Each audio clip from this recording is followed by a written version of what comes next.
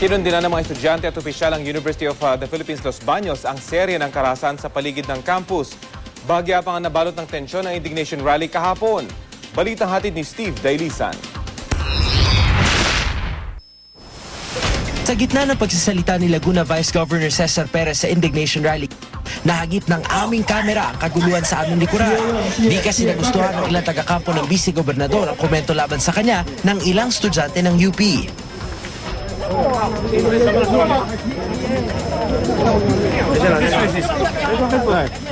Bakit?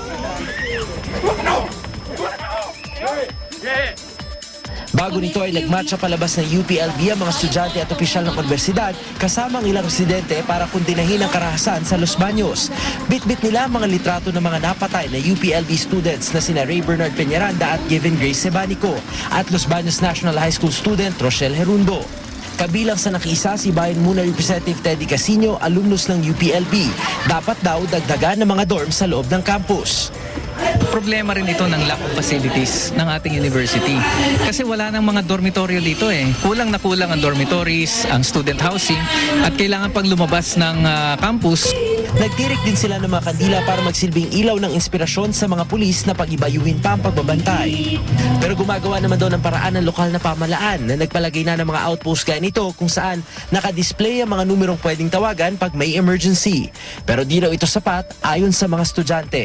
Sana po yung magiging aksyon natin para sa mga kaganapan ngayong panahon ay hindi po sa yung band-aid solutions lamang na kung kailan may nangyari tsaka mo lang makikita yung police visibility, barangay visibility.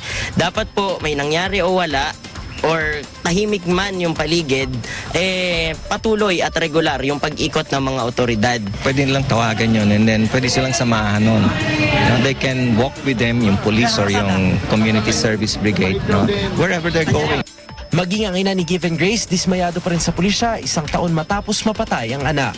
Parang nakaka-disappoint kasi balita ko ang dami-daming ang kapulisan dito sa kapaligiran.